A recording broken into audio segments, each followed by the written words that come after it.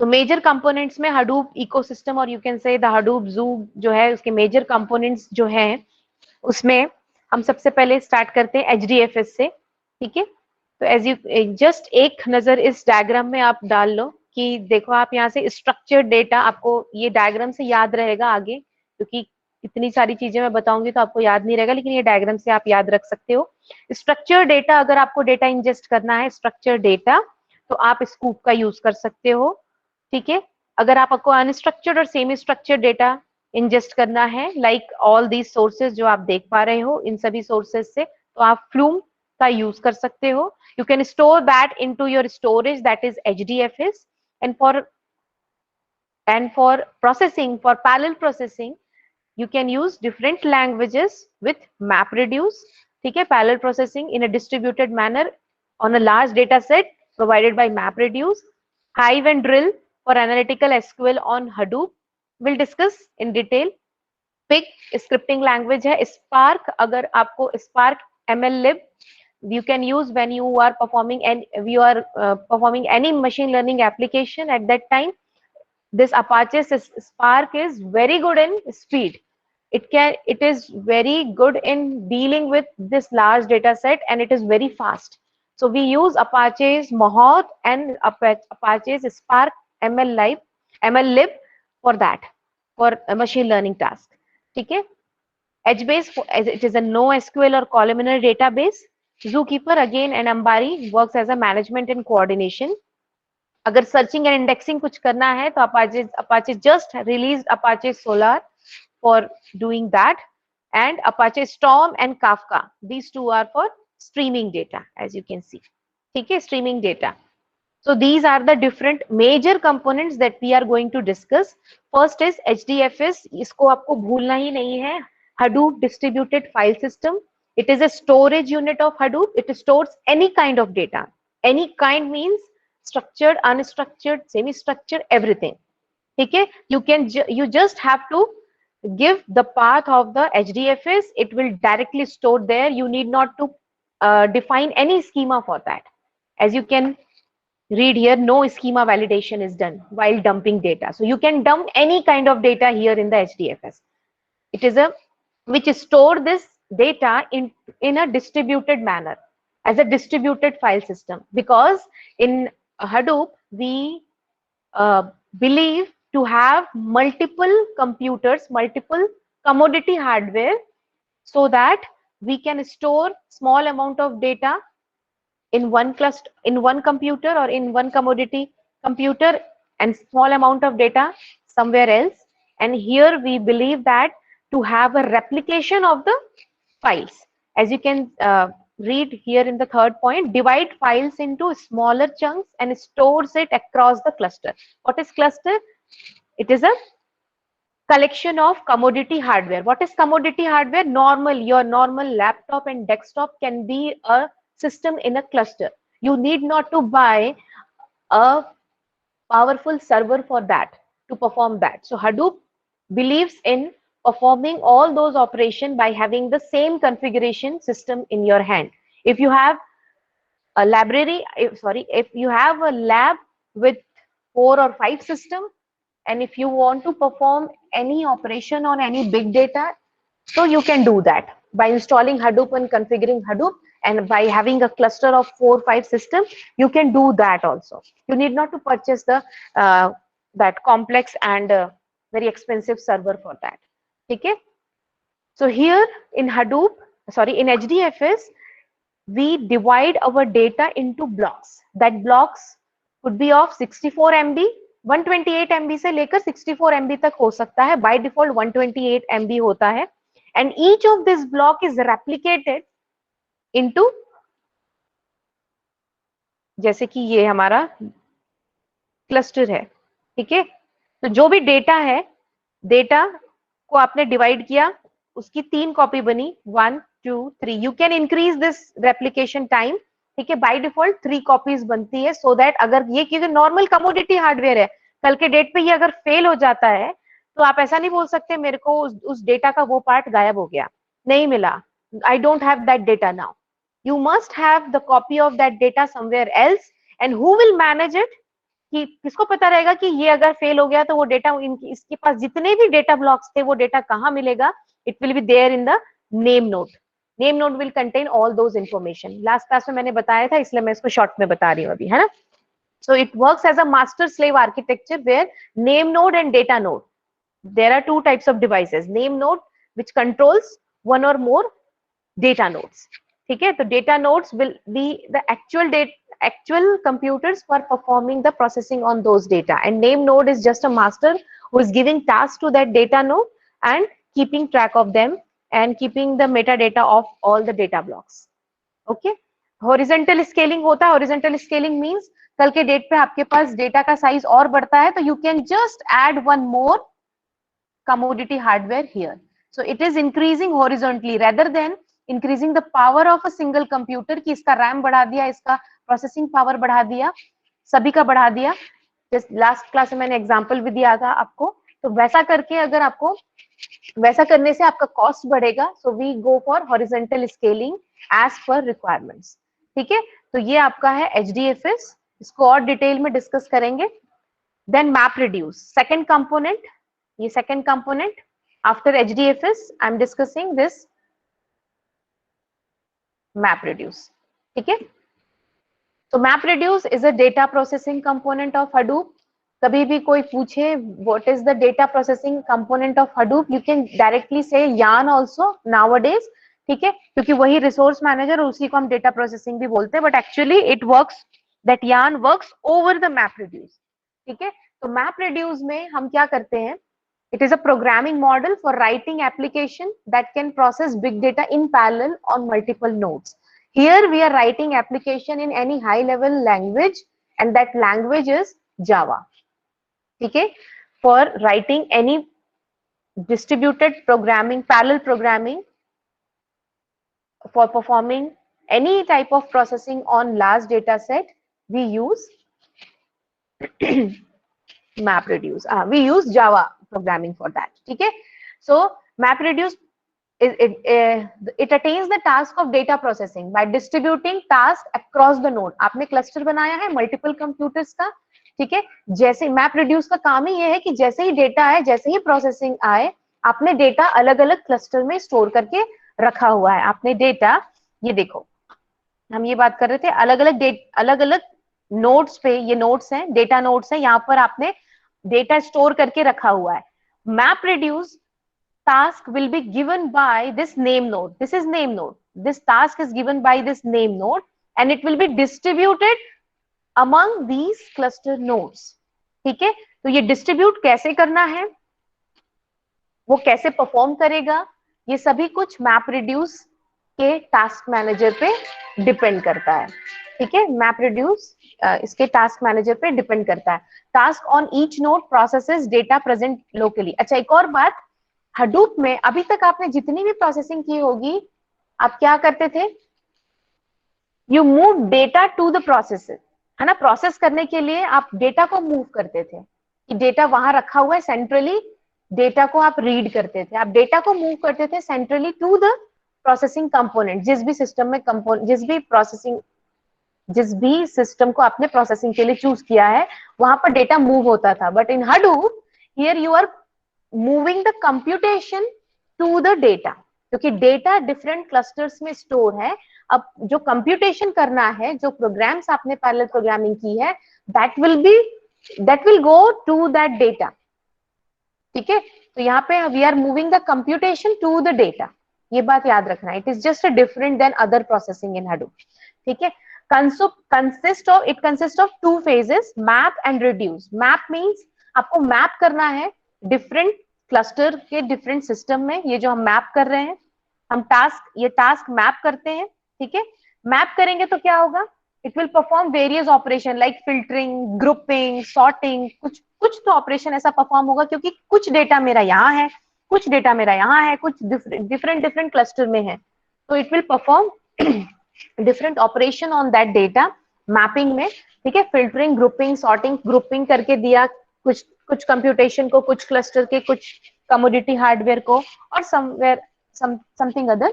तो मैप करने के बाद once the result, you will get the result, you have to aggregate and summarize it. So aggregation and summarize is a part of this reduce. ठीक है, after mapping you will get result after some time, and reduce means mapping and then reducing. So reducing means you are aggregating and summarizing the result to give output or to give answer for that analysis. ठीक है, इस बीच में कहीं पर shuffle and sort भी करना पड़ेगा. We'll see that in a deeper manner with an example in the next class. ठीक है, तो मैप और रिड्यूस ये दो फेजेस है जिसमें मैप करते हैं and then reduce to a output, single output जो डिजायर्ड है. एंड लास्ट पॉइंट लिखा है, in between map and reduce there is a small phase called shuffle and sort. Will see that कि वो क्या होता है. ठीक है, then the next component is Sqoop. किस लिए यूज होता है स्कूप, कोई बताइए? मैंने कई बार बोल दिया है अभी तक. बोलो. स्ट्रक्चर डेटा को एचडीएफएस में इनपुट करना. करेक्ट. अगर आपके पास किसी रिलेशनल डेटा, अगर आपके पास डेटाबेस ऑलरेडी है, ठीक है, या फिर आपका डेटा उस आरडीबीएमएस में आता है, स्टोर होता है किसी तरीके से, लेकिन अब आपको उसमें एनालिसिस करना है, तो अब आपको उसको इंपोर्ट करना पड़ेगा. कहां पर? हडूप के एचडीएफएस में. तो हडूप के एचडीएफएस में इंपोर्ट करने के लिए यू नीड अपाचे का scoop component. It is a tool designed to transfer data between Hadoop and relational database servers. ठीक है, it will import data from the RDBMS such as it can be Oracle, MySQL, कुछ भी हो सकता है, to Hadoop HDFS. और you can export also. अगर HDFS से आपको migrate करना है वापस से SQL में, तो you can do that too. ठीक है, सो आपको समझ में आ रहा होगा, एचडीएफएस में डिस्ट्रीब्यूटेड मैनर में है, किसी भी फॉर्म में डेटा स्टोर करते हैं, और जब वहां से एक्सपोर्ट करेंगे तो सोचिए it has to map in a schema of that RDBMS. तो ये सब कुछ, ये जो काम है, यही काम करता है आपका अपाचे का स्कूप कंपोनेंट. ठीक है, understood. Then Oozie, it is another component. It is a tool, actually it is a scheduling tool. It just gives a clock and alarm service. ठीक है, in performing various operation among various component, it will work as a clock and alarm service, actually scheduler. ठीक है, तो workflow scheduler system, it is a workflow scheduler system to manage Apache's Hadoop job. जो भी job मिला हुआ है उसको कैसे schedule करना है, it is a task of Oozie. As you can read, Apache Oozie is the tool in which all sort of programs can be pipelined in a desired order to work in Hadoop's distributed environment. ठीक है, तो कैसे pipeline करना है, कैसे schedule करना है ना, डिफरेंट सर्विसेज को, डिफरेंट जॉब्स को, it is a work of Oozie. So it is a coordinator job. It is actually doing coordinator jobs, and it supports MapReduce, Pig, Hive, and Scoop, all other components of the Hadoop. It supports all those components. So this is Apache Oozie. Then Apache Pig. अब देखो इससे क्या समझ में आ रहा है एक, अच्छा ठीक, Apache Pig is an abstraction over MapReduce. Abstraction over MapReduce का मतलब ये कि Pig must be something, it is performing something which is MapReduce, which actually MapReduce is doing, है ना.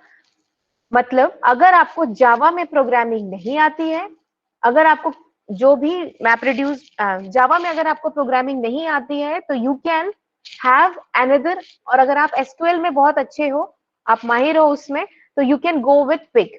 एक्चुअली हियर पिग में आपका एक इंजन होता है, ठीक है, और दो चीजें होती है. Pig Latin which is a language to be used to write various script, है ना. कुछ भी अगर आपको डेटा लोड करना है या स्टोर करना है या फिर आपको एक्सेस करना है, तो you have to code in a Pig Latin language. And जैसे कि जावा में, जावा का प्रोग्रामिंग लैंग्वेज है, JVM is a run time environment. Here in Pig Latin जो है, जो Pig Latin is a language and Pig run time is a run time environment. ठीक है, तो इन द सेम वे आपने pig Latin में कुछ कोड किया, and that code will actually be converted into MapReduce and it will perform all the operation and then it will give answer or give result to you. So if you are not comfortable with Java programming, and if you very much familiar with the SQL like language, so you can go for Pig, but you have to learn Pig Latin, but it is very similar with SQL. ठीक है, SQL के जैसे ही रहता है, तो आप आसानी से उसको सीख सकते हो और इससे आप कर सकते हो if you are not comfortable with programming. ठीक है, इसलिए बोल रहा है Apache Pig is an abstraction over MapReduce. It is a tool which is used to analyze larger sets of data, representing them as a data flows. Data flow मतलब ETL जो होता है, data extract, transform and load, ये सब कुछ Pig में Pig जो है data flow के लिए भी use होता है. ठीक है, Pig is generally used with Hadoop. We can perform all the data manipulation operation in Hadoop using Pig. Okay तो अगर 10 लाइन, जो डिफरेंस भी देखो, अगर आप 200 लाइन का कोड लिखते हो मैप रिड्यूस में, जावा में, तो 200 लाइन का कोड लिखते हो, the same lines of code in Pig Latin it is just 10 line, 10, it is just 10. ठीक है, तो 10 लाइन में आप वही काम कर सकते हो जिसके लिए आपको 200 लाइंस ऑफ कोड लिखने पड़ेंगे. ठीक है, क्योंकि उसमें हम लोग एक्स्ट्रा लाइंस भी लिखते हैं ना प्रोग्रामिंग लैंग्वेज में, जो यहाँ पे लिखना नहीं पड़ेगा, यहाँ पे डायरेक्ट आपको सिर्फ कमांड देना है, इसलिए 10 lines, 10 commands, 10 lines.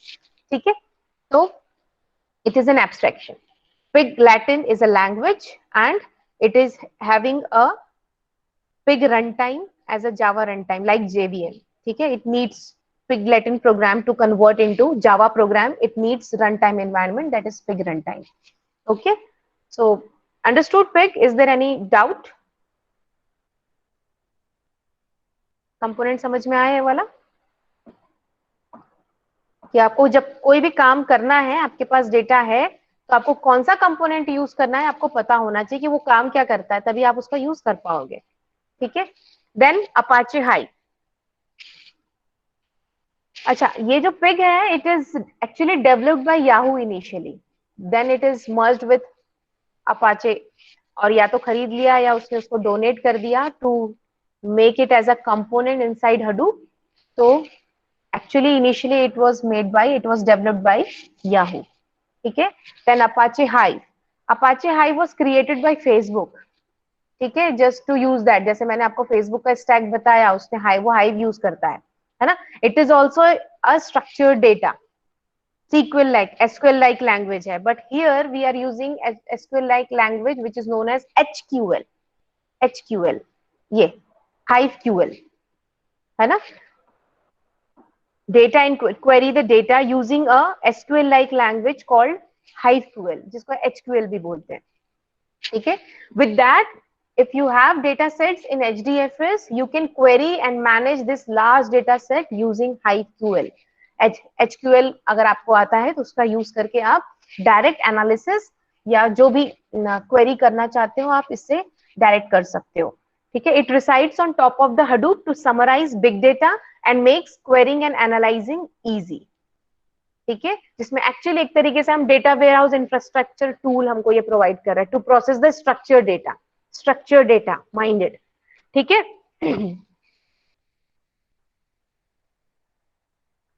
okay, then next is Apache Flume. It is just a data ingestion tool, or you can say data migration tool, which is used to migrate the unstructured and semi-structured data.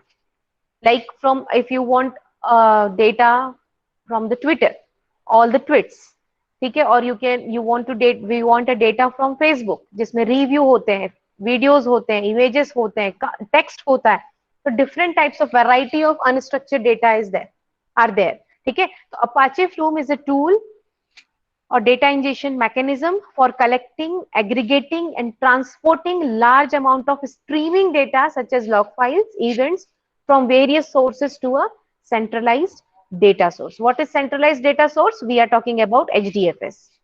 ठीक है, or you can use HBase too if you want to use the columnar database HBase, जो Facebook use करता है HBase.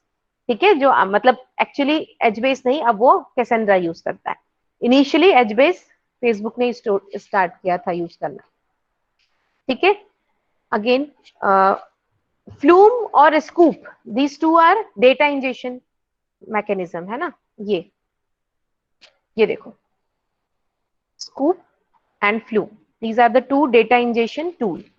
तो Sqoop हमने शुरू में देखा, ये जो स्ट्रक्चर डेटा अगर आपको डालना है तो स्कूप, अगर अनस्ट्रक्चर डेटा डालना है या सेमी स्ट्रक्चर डेटा डालना है तो you have Apache flume.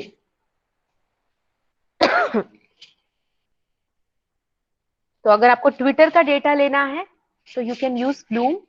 After using Flume, you can just load that data into HDFS, and once the data is loaded, you can perform any types of analytics on that. अगर आपको machine learning लगाना है, you can use Spark ML library और मोहत भी use कर सकते हो, लेकिन थोड़ा सा उसको आपको सीखना पड़ेगा. ठीक है.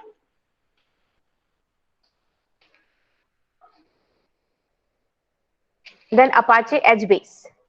So HBase is a key component of the Hadoop stack, as its design caters to applications that require really fast random access to significant data set. Actually, it is a distributed database जो column oriented database है. की value के pair, जहां भी column oriented है हम key value pair में data store करते हैं. It is based on the Google's big table. Google का बिग टेबल भी कॉलमनरी डेटाबेस है. ठीक है. अपाचे एचबेस भी उसी से ही इंस्पायर्ड होकर बना हुआ है.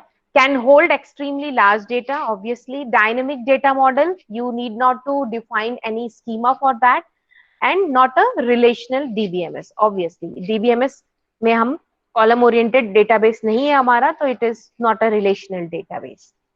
ठीक है.